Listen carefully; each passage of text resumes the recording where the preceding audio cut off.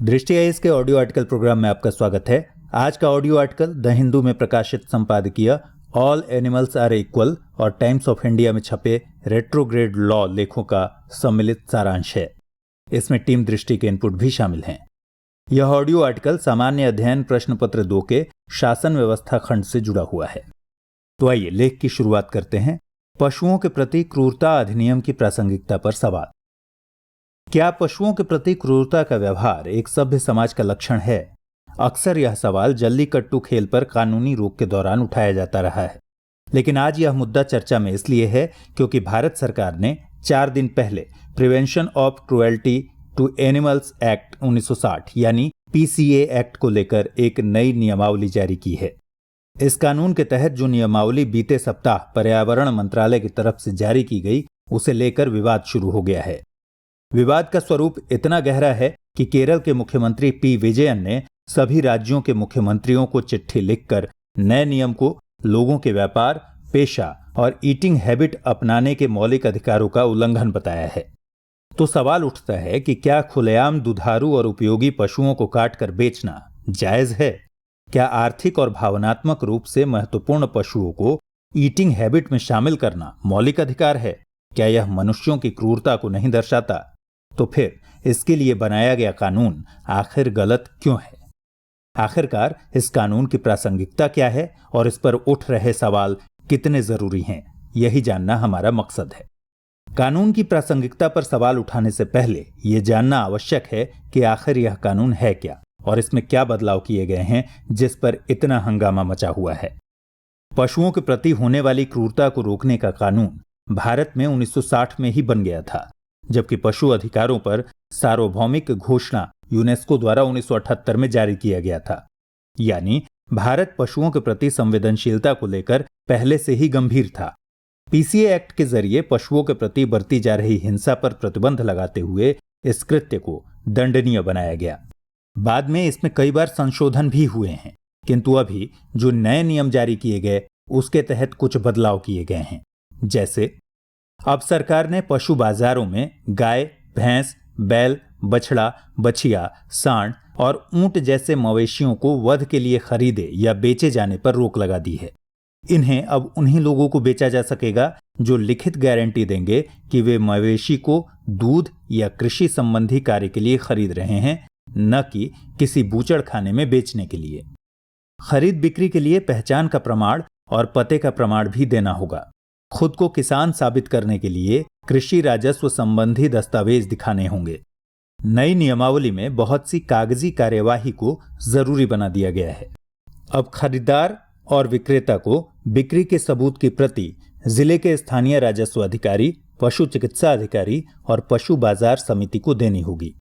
ये सारे बदलाव पशुओं के साथ क्रूरता निरोधक पालतू पशु बाजार नियमन 2017 का हिस्सा हैं और पशुओं के साथ क्रूरता निरोध अधिनियम के अधीन हैं। जानने वाली बात यह भी है कि पशुओं की खरीद फरोख्त का नियमन राज्य का विषय है, इसलिए विरोध जताने वाले राज्यों ने नई नियमावली को संघीय ढांचे को चोट पहुंचाने वाला करार दिया है। पर पशु कल्याण केंद्र का विषय है और नई नियमावली की अधिसूचना केंद्र ने पशु बाजार के नियमन के तर्क पर जारी की है। यानी इस आधार पर देखा जाए तो केंद्र सरकार को इस पर कानून बनाने का अधिकार है। लेकिन यह सवाल उठता है कि आखिर क्यों सरकार ने पशुओं की खरीद बिक्री को इतना सख्त बनाया और क्या सचमुच इससे पशु कल्याण होगा? दरअसल गधी माई उत्सव नेपाल में मनाया जाता है, जहां पर मवेशियों की बलि देने की प्रथा है। यह नेपाल के मधेशी समुदाय के द्वारा सेलिब्रेट किया जाता है।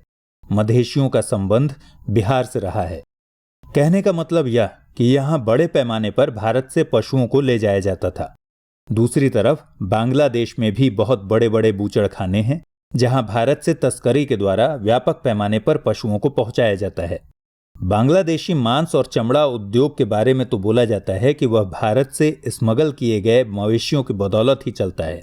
इससे भारत को पशुधन का नुकसान तो होता ही है, ऊपर से खरीद बिक्री का लेखा जोखा या उस पर कोई कर की प्राप्ति भी नहीं होती। दूसरी तरफ ये व्यापारी पशुओं के साथ क्रूरता की अंतिम सीमा तक जाकर व्यवहार करते हैं। इसलिए इन सब पर रोकथाम के उद्देश्य से सरकार ने यह नियमावली जारी की है। फिर भी सबसे महत्वपूर्ण सवाल यह है कि आखिर क्यों इस नियमावली का इतना विरोध किया जा रहा है। दरअसल इन नियमों को बनाना जितना आसान है, इन्हें लागू करना उतना ही मुश्किल, क्योंकि इसका व्यापक विरोध हो रहा है। आइए विरोध के पीछे की मुख्य वजहों को देखते हैं। कुछ लोगों की भोजन संबंधी आदतों में इस नियमावली में दर्ज पशु शामिल हैं, इसलिए उन्हें लगता है कि यह नियम उनके ईटिंग हैबिट में सरकार की अनावश्यक दखल है, जो कि मौलिक अधिकार का उल्लंघन है। भारत दुनिया का दूसरा सबसे बड़ा बीफ निर्यातक देश है और भैंसे के मांस का सालाना कारोबार 4 अरब डॉलर का है, जबकि चमड़ा उद्योग को होने वाले कच्चे माल की आपूर्ति 5.5 अरब डॉलर मूल्य के बराबर है। इस कदम से मांस उद्योग और चमड़े की वस्तुओं का कारोबार ध्वस्त हो जाएगा। तीसरी वजह, भारत दुनिया का दूसरा सबसे बड़ा दूध उत्पादक देश है, लेकिन किसानों और पशुपालकों से मशवरा नहीं किया गया, जबकि इस नियम के चलते जानवरों को पालने की लागत बढ़ने वाली है।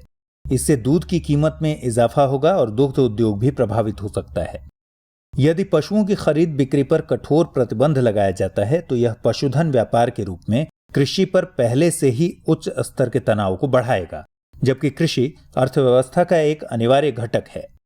यह नियम इसलिए भी गलत है क्योंकि यह संवैधानिकता के मानदंड पर खड़ा नहीं है। इसमें राज्य के विषयों पर केंद्र के कानून न बनाने के तर्क को रखा गया है। इससे केंद्र और राज्य के बीच टकराहट बढ़ने की बात कही गई है, जिससे संघीय ढांचा पर चोट का खतरा है। एक विरोध इस आधार पर किया जाता है कि यह देश की धर्मनिरपेक्षता और विविधता के खिलाफ है, क्योंकि यह सारे पशुओं की रक्षा के नाम पर सिर्फ गौ रक्षा का अभियान है। बहरहाल इन सारे कारणों की यदि समीक्षा की जाए तो यही कहा जा सकता है कि मानवों का मौलिक अधिकार पालतू पशुओं के साथ मनमाना व्यवहार की इजाजत कतई नहीं देता। इसलिए जब तक नागरिकों का हित प्रभावित न हो, उन्हें अपने परिवेश में पाए जाने वाले पशुओं को हानि पहुंचाने का कोई अधिकार नहीं है।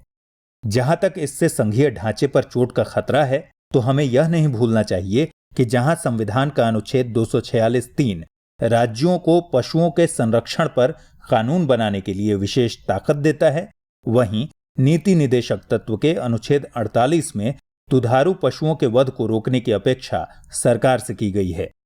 दूसरी बात यह है कि यह नियम किसी के ईटिंग हैबिट में दखल देने के लिए नहीं, बल्कि पशु बिक्री का नियमन करने के लिए लाया गया है, ताकि पालतू पशुओं के प्रति क्रूरता में कमी आए और उनका संरक्षण किया जा सके। फिर भी इस बात से इनकार नहीं किया जा सकता कि इससे चमड़ा उद्योग, मांस उद्योग आदि में गिरावट दर्ज होगी तथा इससे जुड़े लोग बेरोजगार होंगे। इसलिए इस संदर्भ में सरकार को बेहतर ढंग से सोचने की जरूरत है, क्योंकि भले हमें बूचड़ खाना नहीं चाहिए, पर उसमें काम करने वाले हाथों को तो काम चाहिए। सो स्पष्ट नीति की दरकार है। अंत में यही कहना ठीक लगता है कि अवाक निरीह पशुओं के प्रति क्रूरता बुद्ध महावीर के देश में सभ्यता का लक्षण कभी नहीं कहा जा सकता। इसलिए सरकार द्वारा पशु बिक्री के रेगुलेशन के लिए बनाई गई वर्तमान नियमावली बहुत गलत नहीं है, लेकिन यदि यह सिर्फ राजनीतिक महत्वाकांक्षा की पूर्ति के लिए किया गया है तो फिर चिंताजनक है। सोचने वाली बात है कि अधिकतर बड़े राज्यों में पहले से गोवध निषेध का कानून लागू है। उत्तर भारत, मध्य भारत और पश्चिम भारत में तो ये कानून काफी सख्त बना दिए गए हैं, जिनके तहत 10 साल तक के कारावास का प्रावधान है। फिर नए नियमों की जरूरत क्यों महसूस की गई? खैर, जो भी हो, लेकिन इस बात से इनकार नहीं किया जा सकता कि यहां व्यावहारिकता के तकाजे की अनदेखी की गई है। आइए अब नोट करते हैं इस ऑडियो आर्टिकल से जुड़ा हुआ सवाल। सवाल है, पशुओं के प्रति क्रूरता निवारण अधिनियम 1960 के विभिन्न प्रावधानों की चर्चा करते हुए इसमें समय समय पर किए जाने वाले बदलावों की समीक्षा करें। पशु बिक्री संबंधी वर्तमान नियमावली क्या सच में कुछ लोगों के मौलिक अधिकार का उल्लंघन है, या यह संघीय ढांचे पर चोट है? आलोचनात्मक परीक्षण कीजिए।